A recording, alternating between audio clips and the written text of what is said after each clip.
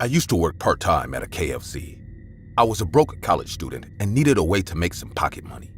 The pay was all right for the hours I worked, but I worked the closing shift, so I was able to take home any leftovers in the shop and save some money on food too. For all the fuss KFC puts up about their secret 11 herbs and spices, actually, making the chicken takes shockingly little skill.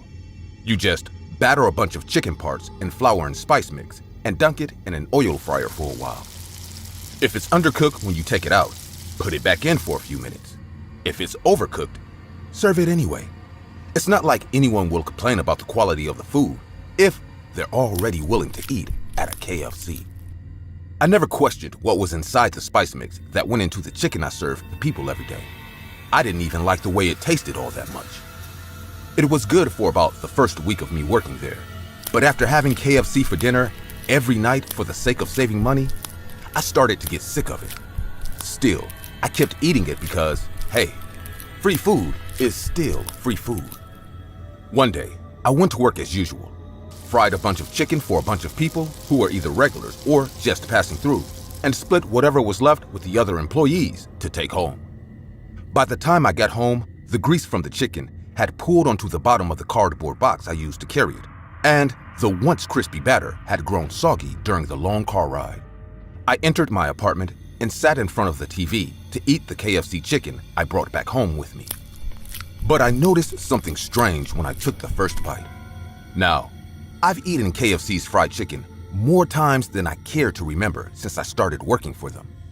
I knew the taste of KFC like the back of my hand, whether I liked it or not. And this was not what normal KFC chicken tasted like. There was an odd, almost floury sweetness to it that I didn't recognize, and a slightly bitter aftertaste that left my tongue feeling a bit numb. It wasn't bad by any means, just strange. I'm sure that someone who hasn't eaten it almost every day like I had probably wouldn't have noticed the change in flavor. I assumed the flour or spice mix for the last batch must have been a few days past its expiration date, and decided it'd be best if I didn't finish the chicken. I tossed the rest of the chicken out of my apartment window into the alley below for a lucky stray dog to come and eat it.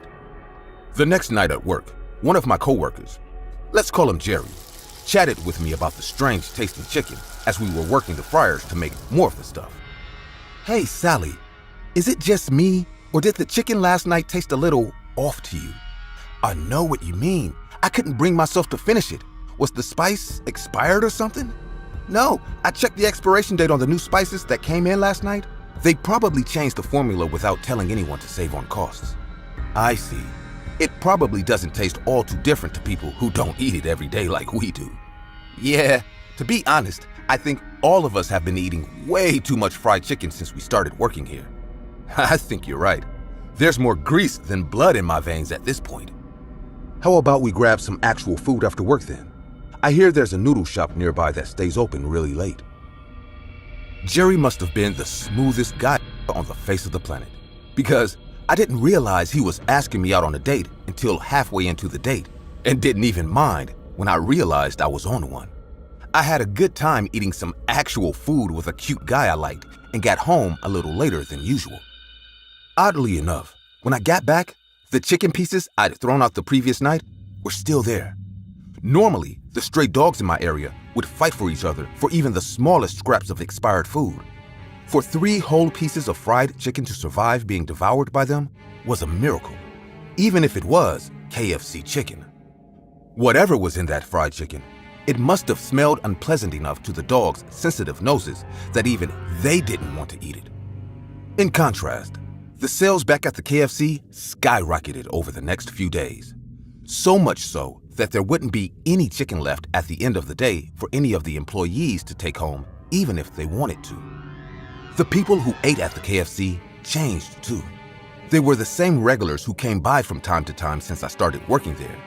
But after the chicken began tasting strange, they came by almost every day and started ordering buckets worth of chicken instead of the modestly sized value menu items they usually ordered. Their appearances changed too. Their faces had become pale and filthy with bloodshot eyes that twitched and darted all over the place as they waited for their food. Red dots dotted their bodies like sore insect bites, which they scratched until their overgrown nails became bloody. It only got worse as time went on. Despite eating copious amounts of chicken almost every day, the regulars became skeletally thin with sunken faces that made them look more like walking corpses than people. On one particularly busy night, we ran out of chicken while the restaurant was full of the sickly-looking regulars. One of the regulars came up to the cashier I was tending to at the time. "One chicken bucket meal, please."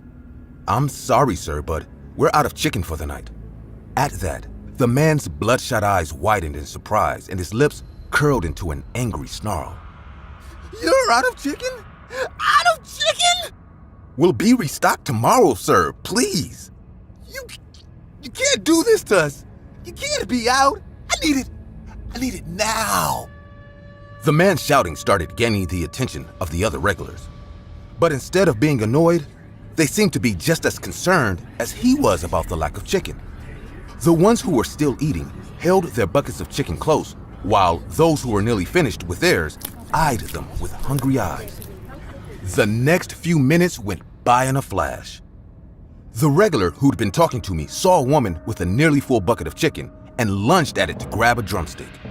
The moment his hand got near the bucket, the woman grabbed him by the wrist and chomped down on his fingers with unnatural force that severed them clean at the joint. There was a scream from the man, followed by several more from the other customers as they scratched and bit at one another like wild dogs to steal each other's chickens. I retreated back into the kitchen with the other employees and we called the police.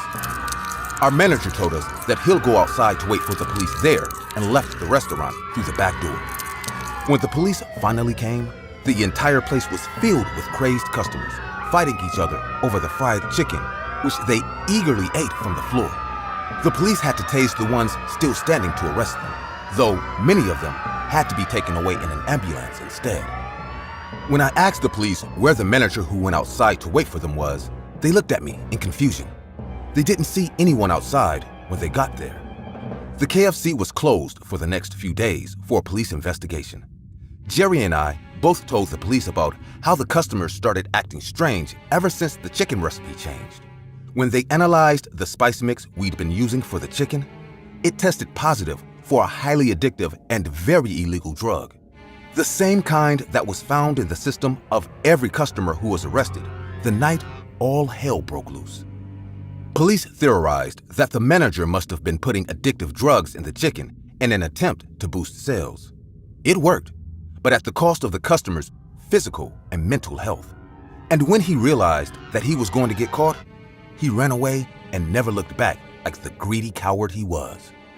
I live with the guilt of accidentally ruining the lives of all those people every day.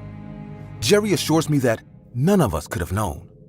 But he knows that's a lie as well as I do. Had we cared more about our job, we could have saved a lot of people from the life of addiction they are now trapped in.